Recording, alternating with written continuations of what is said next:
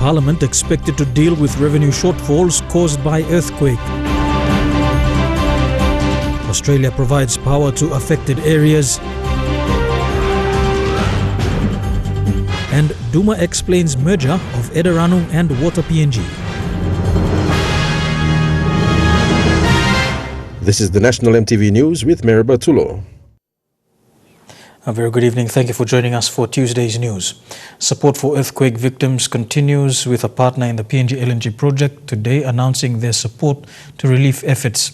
Santos donated $200,000, close to 600,000 kina, towards the relief efforts. Their support channeled through Oil Search Foundation. Today, Santos formally announced their support towards relief efforts in the Highlands region. According to its PNG country advisor, Ses Yawago, their funding support is being channeled through Oil Search Foundation. As partners, we are pleased, and on behalf of our Managing Director, Kevin Gallagher, we are making a donation of $200,000 towards the course and to assist with the efforts of the foundation in providing logistical support to our people up in the affected areas. This support by Santos is on the back of their support towards the Tari Hospital in late 2017, where the company donated 3 million kina for the construction of the hospital's accident and emergency building, with these facilities now being utilized by medical emergency teams. So that was a fortuitous time, I suppose, to make that donation. And obviously with this disaster, these sort of unforeseen circumstances arise, and these sort of contributions do certainly help in bringing out services to the people up there. The earthquake relief funding from Santos is being channeled through Oil Search Foundation. OSF board member Geria Aupi thanked Santos for supporting relief efforts and assured them that the funds would be accounted for. The good Santos coming on board several months ago in that contribution of 1 million kina towards Tari Hospital. The $200,000 that have been contributed by Santos is most welcome, and we will provide a report in terms of how the 200,000 is going to be used back to Santos, so they know where that money has been donated to. Currently, the foundation is also working in partnership with both the Hela and Southern Highlands Provincial Health Authorities in dealing with medical emergencies. And given the coordination through the foundation and also through its parent company, Oil Search Limited, they anticipate more support through the foundation in the near future. So we coordinate on a daily basis. We give situation reports to all the organizations who are providing that, in terms of what has been distributed, to which villages those have been distributed, and also what are the plans for the next 24 hours, which villages are we going to be visiting. So not everybody is going to the one village. 10 80 kVA transformers were flown out of Port Moresby to restore power supply in parts of Hela and Southern Highlands. The Australian government purchased these transformers at a cost of 1 million kina. The transformers will restore power to health clinics, schools, businesses and homes devastated by the recent earthquake. PNG Power estimates that nearly 4 million assets were lost following the 7.5 magnitude earthquake which happened a fortnight ago. This has seen electricity to essential government services cut off and services disrupted. The 1080 kVA transformers will now be used to restore power across badly affected areas of Southern Highlands and Hela provinces. Obviously, getting power working again is a very important issue for places like Tari and Mendi and the surrounding area. We're very keen to be able to work closely with you and to provide support through PNG Power to your own efforts. Partners like Cardno and Everlift have also joined hands with PNG Power and the Australian High Commission to deliver the transformers.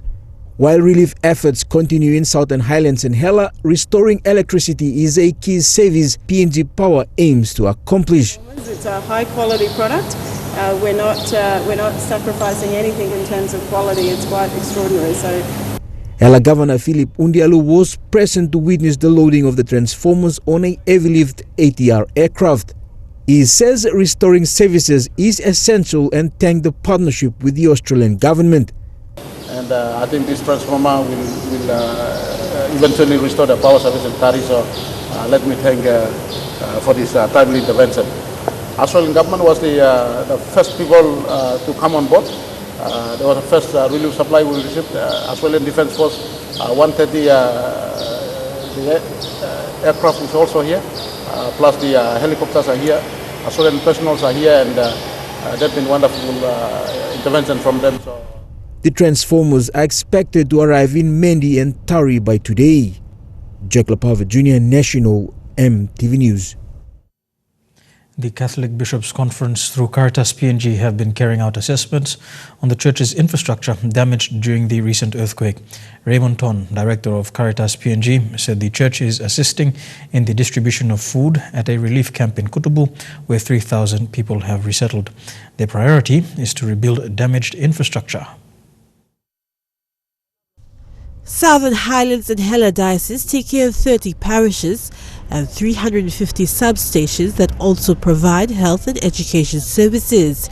Raymond Todd, director of Caritas PNG, just recently returned from the affected areas, which he visited by road. We visited both Mendi, Nipa, Kutubu, Magarima, Tari, Koroba. People are clearly shocked. They are traumatized. Mr. Todd said the church's main priority is to get infrastructures fixed to allow vital services like health and education to continue. They need to repair and rebuild schools, the churches.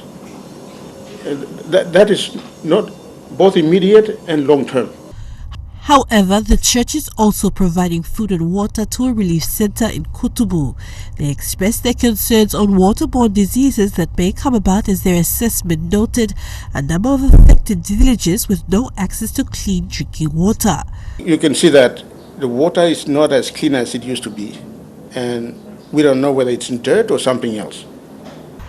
Meanwhile, Catholic churches around Papua New Guinea have been sending donations to the various parishes. It will all go to Caritas PNG and also the Bishop Don Lippert of Mendi Diocese. He is coordinating on the spot there.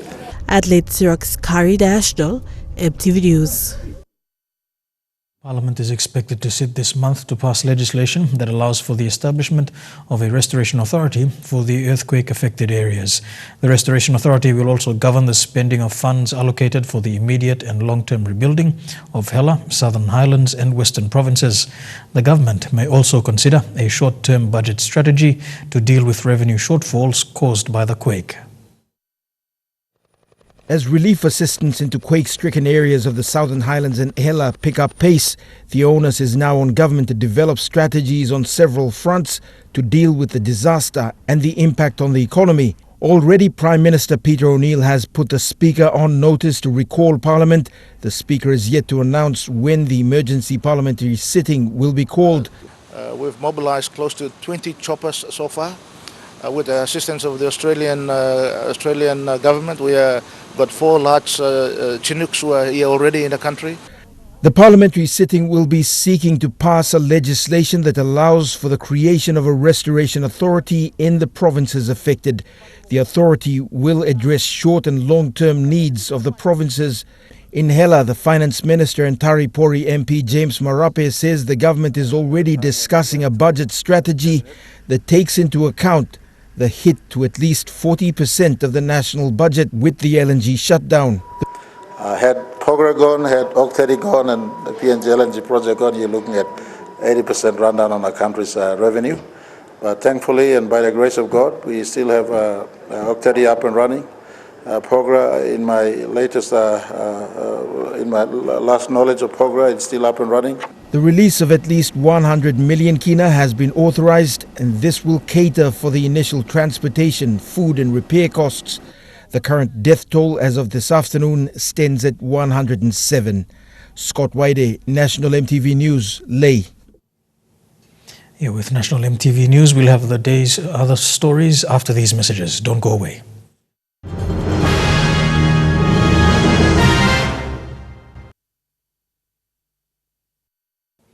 Welcome back to the news. The Port Moresby Chamber of Commerce and Industry has condemned the sudden strike action taken by Eda Ranu workers in the city.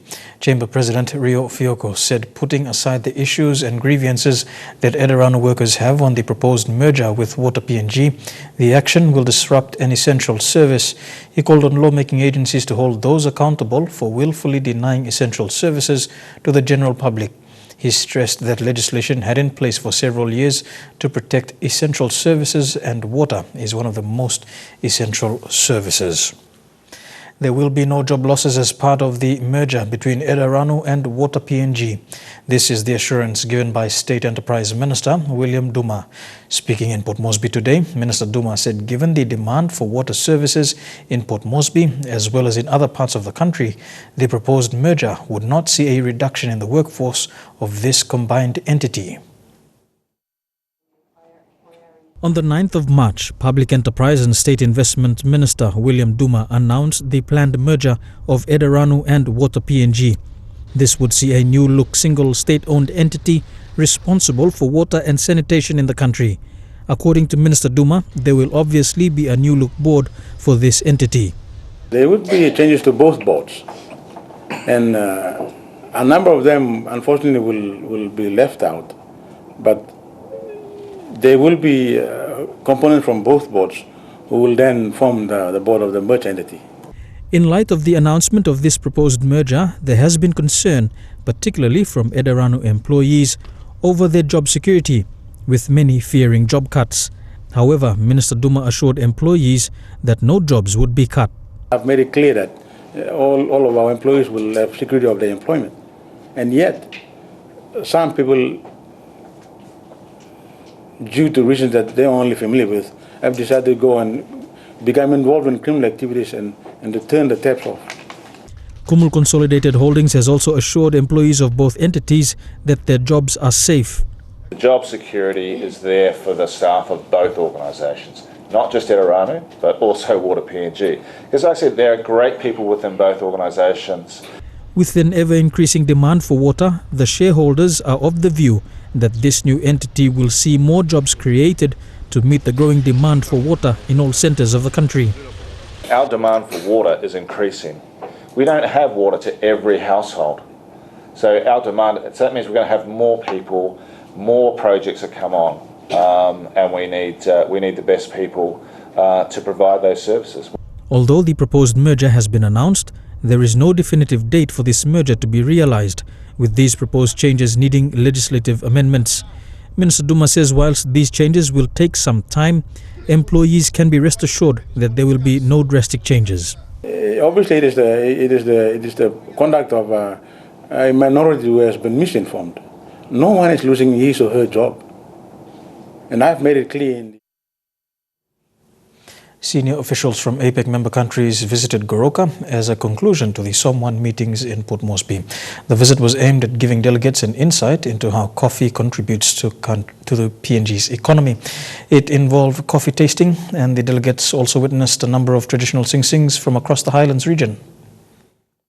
Delegates arrived in Goroka and were greeted with the famous Asaro Madman. Eastern Islands Governor Peter Nunu and Goroka MP were at the airport to receive the delegates, who were escorted by member responsible for APEC, Justin Chichenko. Similar to the visit last Tuesday, the senior officials made the first visit to Bilate Coffee Plantation. At the plantation, they were given a brief history of how significant the coffee industry is in the Eastern Islands.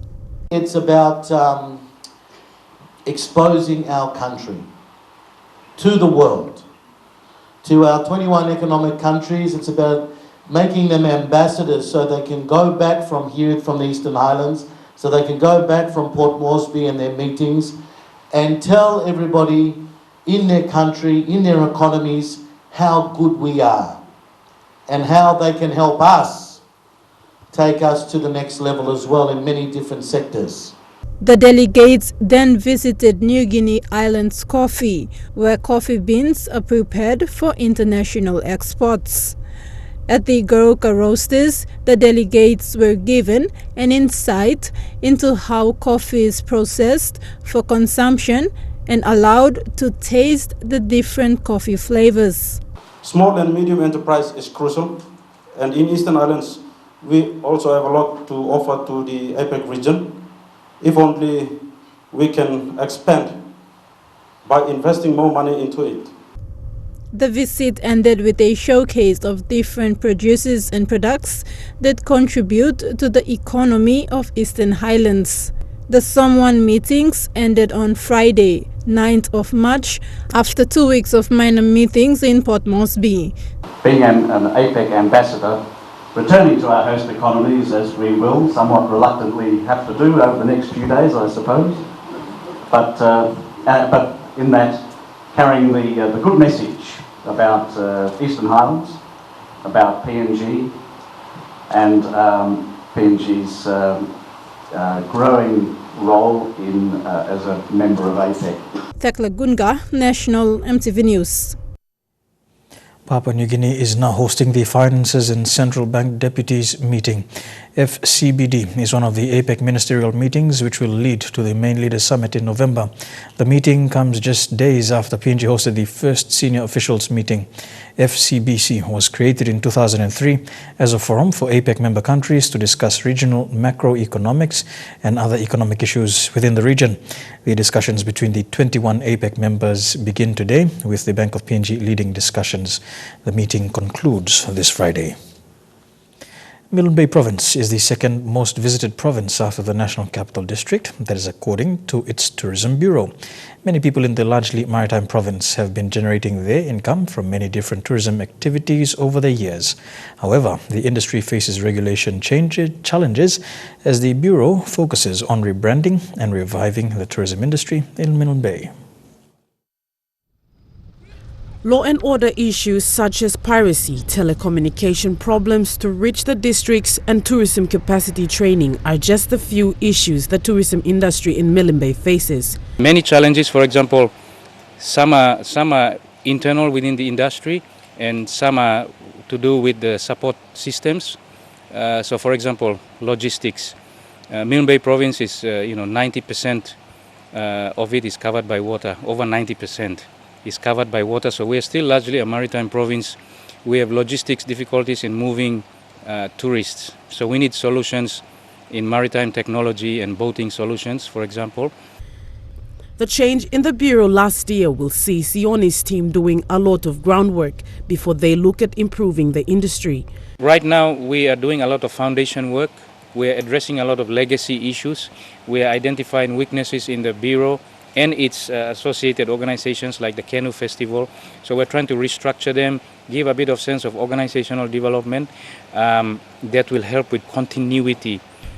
The province has a wide variety of activities ranging from numerous bungalows and resorts and a thriving tour company, the biggest of which are owned by females. We have a very active industry that's comprised of tour operators, tour guides, transport providers, both marine and on land, especially in Alotau. And so these cultural tours, World War II, traditional dancing, traditional activities. The aim of the Bureau now is to regulate the industry in a way that it also does not quash the industry. It is also looking at working closely with the provincial government so that it receives adequate funding in proportion to the revenue it contributes to the province. The Milne Bay Tourism Bureau Act of 2001 is over 17 years old now. There are no regulations to help give clarity and practicality to that act. And this is a huge gap in my view, because the institutions become more people-prone. Stacey Yallo, National EMTV News. Many Papua New Guinean women have unique skills in terms of weaving bilums and clothes, while others possess certain skills in making other items. However, there are not enough avenues provided for these women, especially in rural areas, to showcase their talent. On the weekend, women around Milne Bay Province gathered in Alotau to display their skills through the Women Weavers of Milne Bay event. The third Women Weavers of Milne Bay Province took place in Alotau. Women all over the province, as far as the Rosedale Island, came to showcase their products ranging from herbal products to mat weaving and the making of famous traditional necklace, bagi. In that exposure of village women, they have been embraced, valued, and relied on as important with the talents and skills of creativity in weaving. The two-day event was staged in line with the International Women's Day on the 8th of March. Female representative of Alatau's Provincial Assembly, Angela Nelson, said the event is to bring women together, to inspire one another and to empower themselves. Many of these women, traditionally, we are used to sitting in the background, not being heard, not being seen. This is a time where we want to bring them to the forefront. The province is now working on expanding the Milne Bay women's products to overseas markets through the province's Tourism Bureau. We are strengthening our relationship again with TPA and also with the provincial government and its functional bodies. We are fostering a visibility and ownership within the community as well. Stacey Yalo, National MTV News.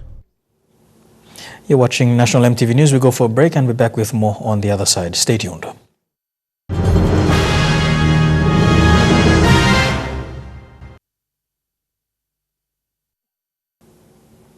Welcome back to the news. The Court of Disputed Returns has dismissed an election petition filed by Byron Chen against Namatanai MP Walter Schnobelt. Justice Terence Fold handed down the decision this afternoon in Kavieng. The first respondent's lawyer, Keith Iduhu of Fairfax Legal, argued that the case could not proceed as it was incompetent due to the nature of the pleadings that needed to be in compliance with Section 208 of the Organic Law on the national and local level government elections. They argued that the allegation of the Balus vote was not any legal practice as contemplated by Section 178 of the Organic Law and the Criminal Code. A smiling Walter Schnobelt was greeted as supporters waited for him outside the court premises. Moving on, yesterday, Swire Shipping presented 36,000 kina towards the victims of the Hanuabada fire in August last year, in which 18 homes were burnt.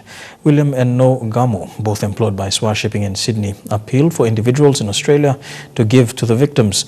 Swire Shipping also set up a GoFundMe account online so that individuals could give directly to the cause. Yesterday, Swire Shipping staff and managers arrived at Hanuabada village with donations for the victims affected by the fire in August last year. Chairman of Hanuabada Disaster Appeal and staff of Swire Shipping, William Gomu, said that so many individuals in Australia gave in cash and kind. All of the gifts that we have brought collectively from the people in New South Wales. So they're either from Papua New Guinea or not from Papua New Guinea, or people who are passionate about Papua New Guinea, and Swire have been also part of it. Swire Shipping Group in Australia initiated the creation of a GoFundMe account and also helped with the shipping of donations in kind to PNG. Australia Country Manager Greg McCoff flew in from Australia to present the donations. Our families, our employees live here, their families are here, and so when the tragedy of the fire happened, we were very pleased to be able to help. Although there is still so much work to be done, 6 houses have already been built and 3 are in the process of being built. Lilian Soperakinea, National MTV News. Buklong Pikinini, in partnership with Steamships, officially opened a library learning center at the Hagana Primary School today. The center has been greatly anticipated by the primary school as they have never had a library. Buklong Pikinini programs give children a chance to become literate at an early age. Buklong Pikinini and Steamships officially opened a library learning center at Hagana Primary School today.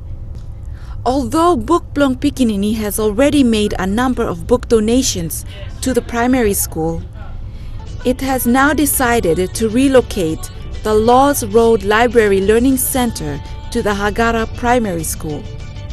This is to make sure more children gain access to books and literacy programs.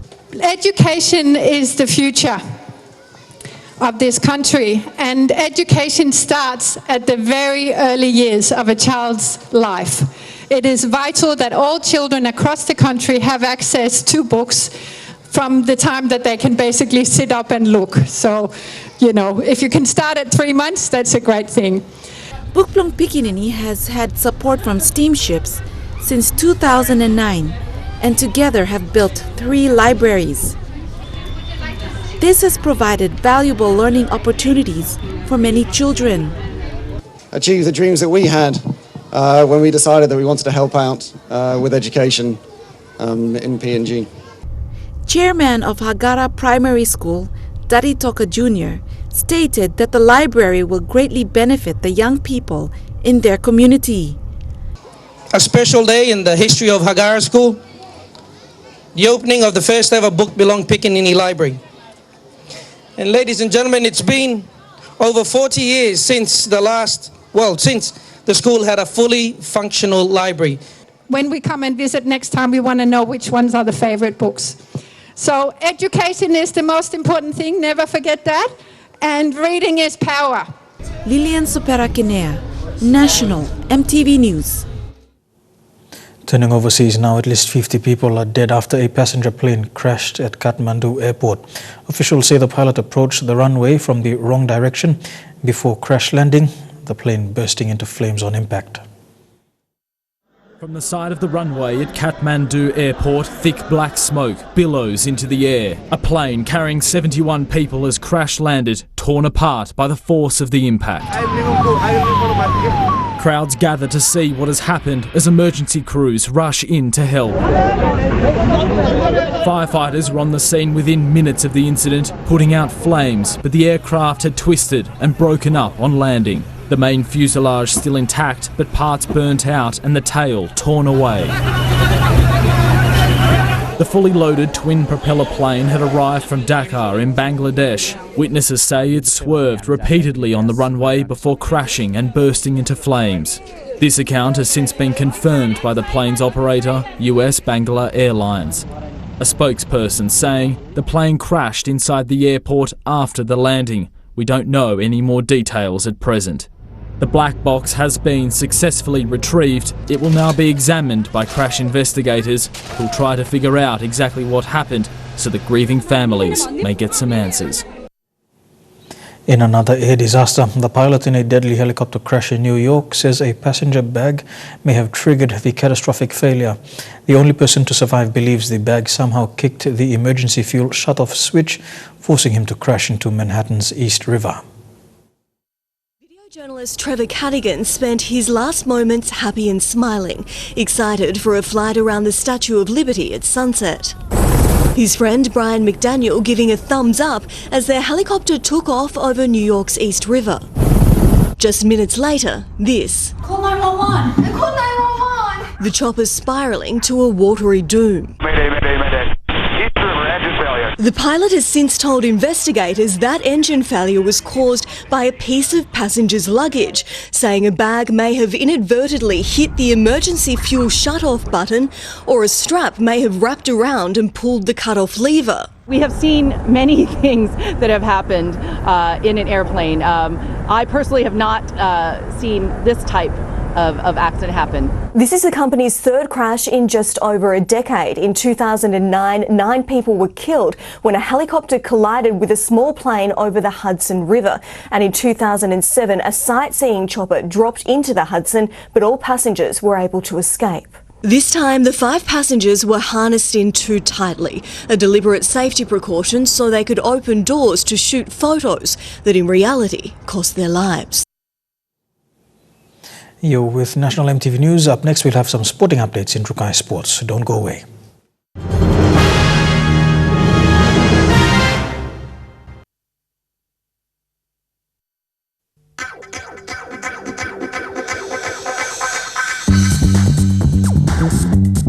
Trukai Sports.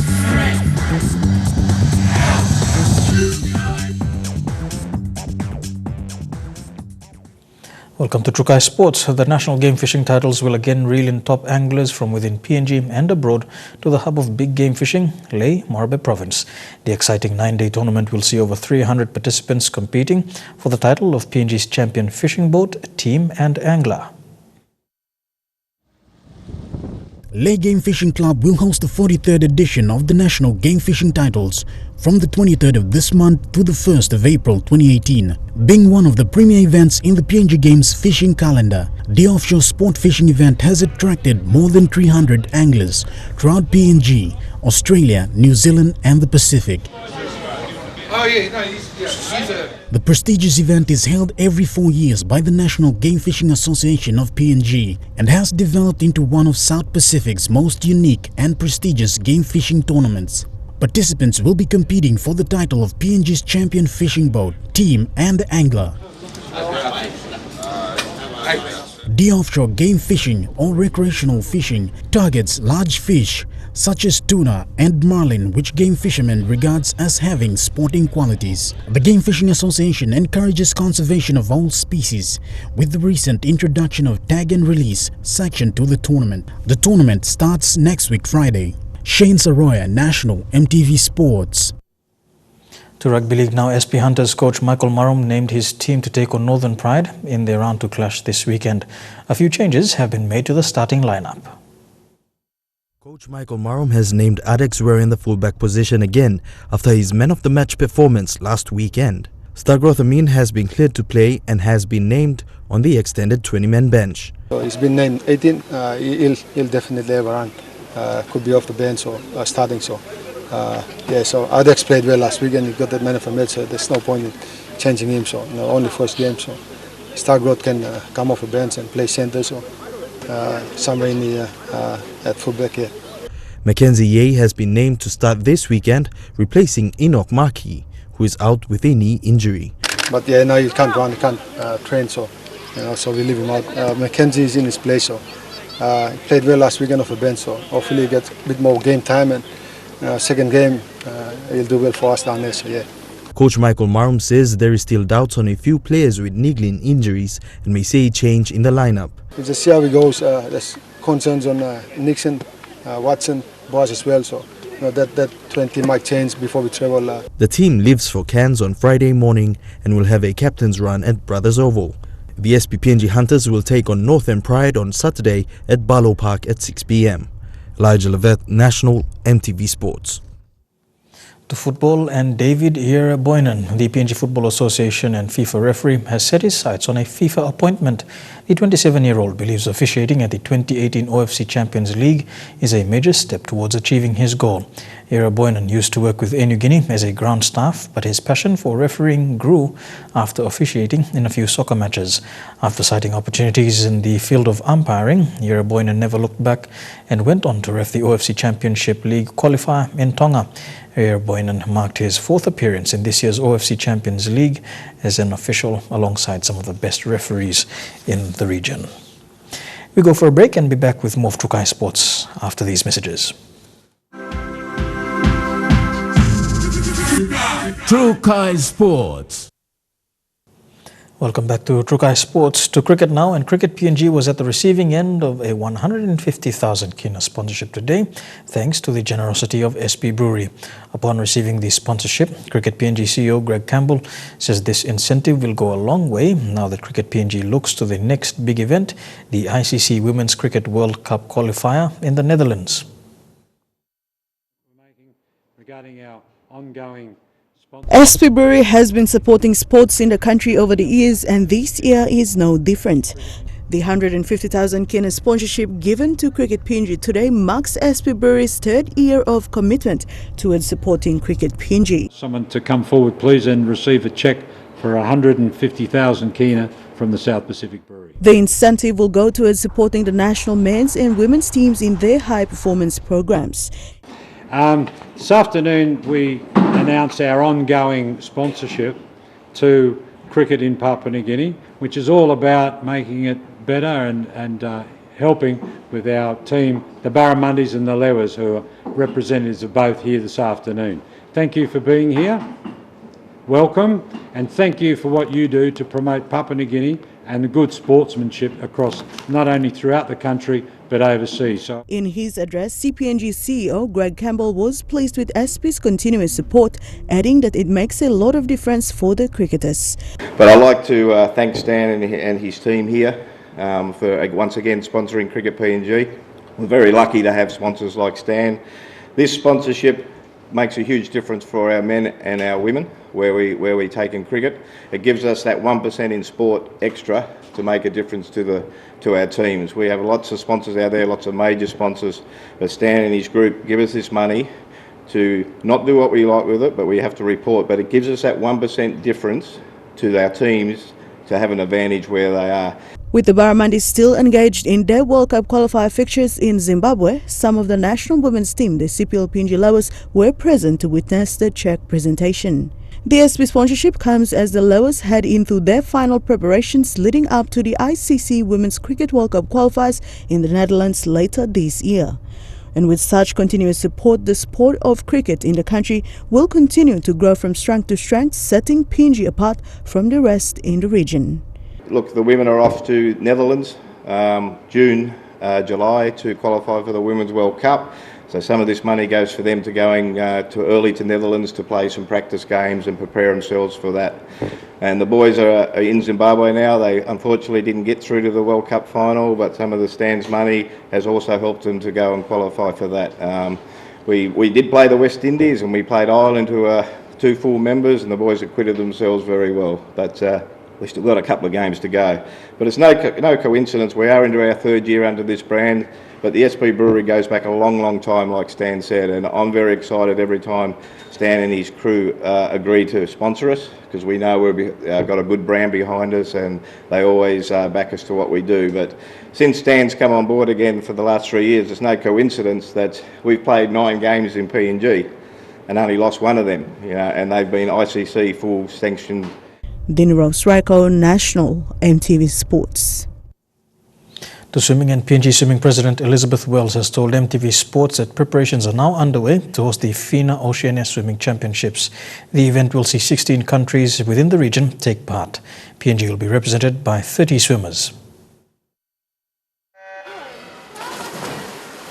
Despite preparations going forward, Wells says funding for the event is needed most, and already PNG Swimming Inc. is in talks with PNG Sports Foundation to lure government support. Our preparation continues. The swimmers aim for the National BSP National Aquatic Excellence Squads, and the team will be chosen, or the train-on squad will be chosen from the bronze upward to platinum, or diamond is the highest one. But our main goal is for Oceania, and see where they are at when we get to Oceania, and then prepare them. It doesn't stop, we just keep going.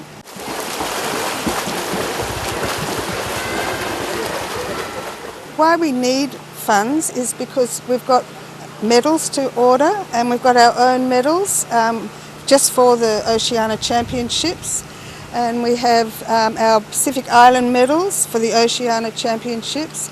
We've got uniforms for the technical officials, the VIPs, the volunteers, so that they all look good poolside. We've got the live streaming, everything costs money.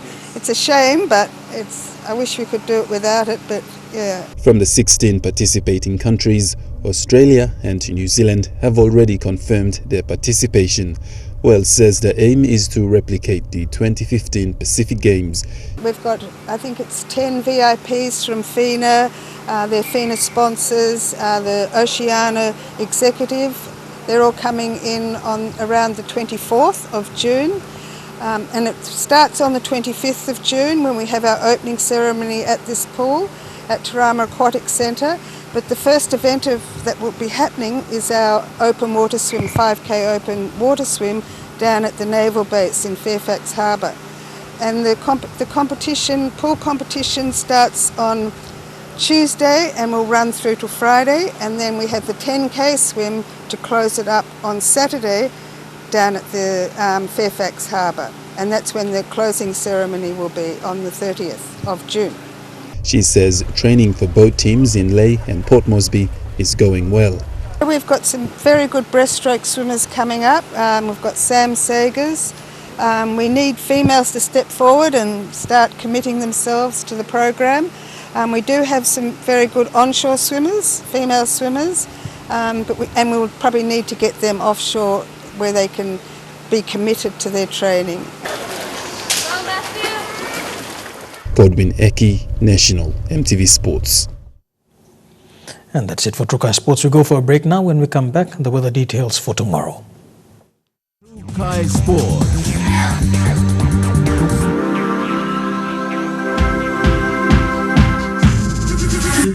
Trukai Sports. The weather details were proudly brought to you by Dulux, celebrating 50 years in PNG and the only paint made in PNG.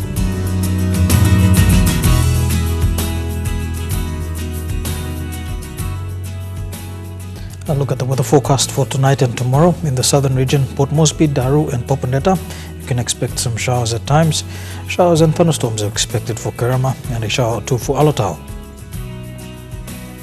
To the Momasa region, showers for Ley, brief showers as well expected in Medang, Wewak and Vanimo.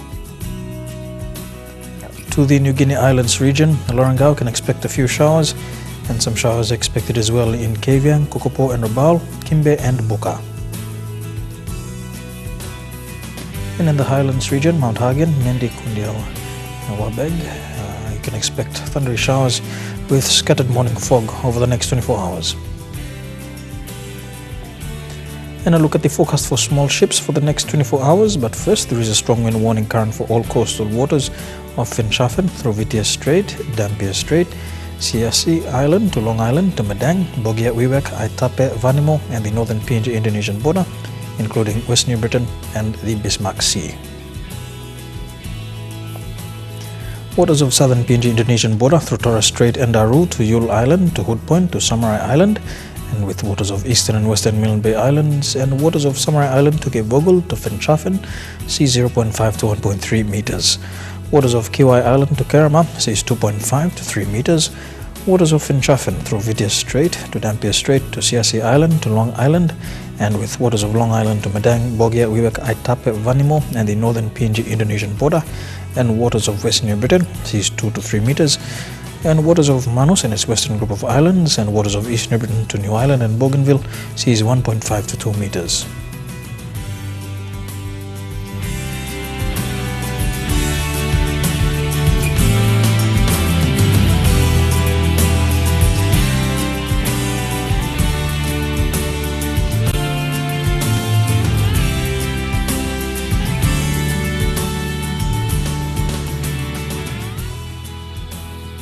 And a look at the ocean forecast. Coral Sea, seas slight to moderate with southeast to southwesterly winds at 10 to 20 knots. Solomon Sea, seas slight to moderate with southwest to westerly winds at 10 to 20 knots. Bismarck Sea, seas moderate to rough with northwesterly winds at 20 to 34 knots. And the Pacific Ocean, seas slight to moderate with northwest to westerly winds at 10 to 20 knots.